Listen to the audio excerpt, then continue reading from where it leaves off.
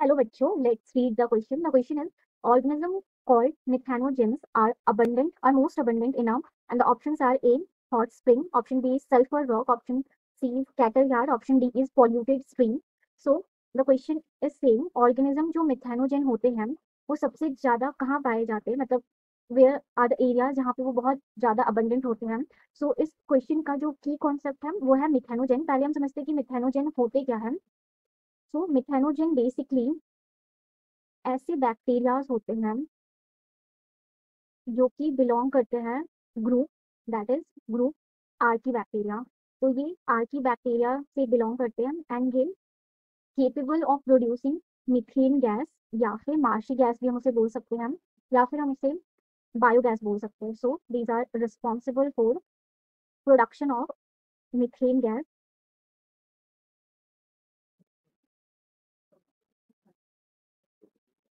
Now we will see how they produce methane gas. तो सबसे important जो होता है मीथेन गैस का प्रोडक्शन के लिए वो होता है एक ऐसा एरिया जहाँ पे हमेशा ही ग्राउंड जो होता है, जो सरफेस होता है वो हमेशा ground must be watery, that is वो हमेशा गीला होना चाहिए, वो सूखा नहीं होना चाहिए जैसे कि दलदल होता है उसी टाइप का. तो ग्राउंड मस्ट बी वाटरी, वहाँ पे काव डंग्स होना चाहिए. Now we will see the in the next page कि क्या क्या इंपॉर्टेंट होते हैं. वो जो सॉइल होगा या फिर वो जो भी मार्शी एरिया होगा या मार्शी लैंड, उसके हम वेटलैंड बोल सकते हैं, तो वो ट्रीलेस होगा उसमें, लेकिन ग्रासेस बहुत ज्यादा ही प्रेजेंट होंगे. एज वेल एज वहाँ पे काव डंग होगा, एज वेल एज वहाँ जो पानी है वो हमेशा स्टेगनेंट होना चाहिए, वो बहता हुआ पानी नहीं होना चाहिए. अदरवाइज जो प्रोडक्शन है मिथेन गैस का वो नहीं हो पाएगा वहाँ पे. So now we will see कि ये किस कैटेगरी में लाई करता है. जो हमारे ऑप्शंस दिए हुए हैं उसमें से ये ऐसा एरिया कौन सी कैटेगरी को लाई कर रहा है. सो फर्स्ट ऑप्शन जो है वो है हॉट स्प्रिंग. पहले हम हॉट स्प्रिंग को देख लेते हैं. तो हॉट स्प्रिंग क्या होता है, एक ऐसा एरिया या फिर प्लेस.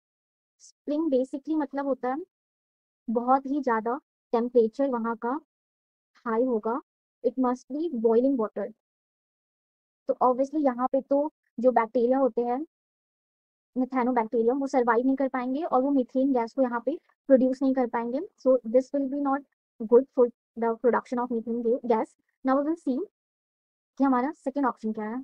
तो second option is sulphur rock. Sulphur rock is basically एक ऐसा सल्फर का ही रॉक होता है, it is hard and it has no liquid present in it, it is of crystalline nature. ये क्रिस्टलाइन नेचर में होगा एंड ये हार्ड होगा, एज वेल एज ये येलोविश इन कलर है और ये एक मिनरल स्टोन होगा. क्रिस्टल एंड मिनरल का स्टोन है जैसे कि सल्फर का ही. सो ये मिनरल से बना हुआ होगा.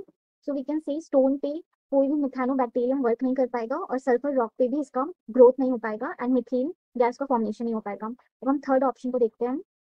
The third option is cattle yard. Obviously cattle yard जहाँ पे कैटल्स को रखा जाता है, कैटल्स में आ जाएंगे हमारे काव, बुफेलोज, गोट्स, और वहां पे हमें काव डंग मिलेगा, it's so obvious.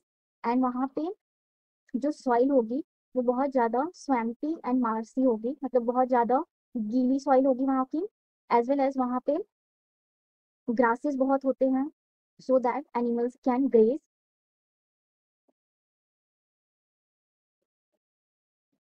So animal can graze and वहां पे it is also treeless, as we can see कि जहाँ पे कैटल रखे होते हैं वहां से ग्रासेस प्रेजेंट होते हैं और वहाँ का जो सॉइल में जो मॉइस्चर है वो वहीं पे लॉक रहता है, दैट इज वहाँ पे स्टेगनेंट वाटर होता है. वो बहता हुआ पानी में ऑब्वियसली कैटल को नहीं रखा जाता है, ऑब्वियसली वहाँ के सॉइल में वाटर प्रेजेंट होता है but not in that amount कि वो बह जाए वहां से. Now we will see the fourth option that is polluted stream.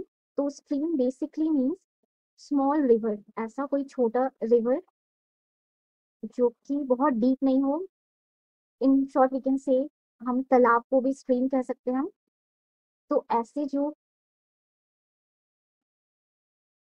Places होते हैं उसको हम पॉल्यूटेड स्ट्रीम बोलेंगे, जो कि बहुत फ्लोई होंगे. ऑब्वियसली वहां पे स्टैग्नेंसी नहीं होगा वाटर का और पॉल्यूशन तो होगा ही, बट वहां पे due to flow of water वहां पे मिथानोबैक्टीरियम स्टे नहीं कर पाएंगे और वहाँ पे मीथेन गैस का फॉर्मेशन नहीं हो पाएगा. Now we will read the question again. What was the question? The question was organisms called methanogen are most abundant in our. So the correct option is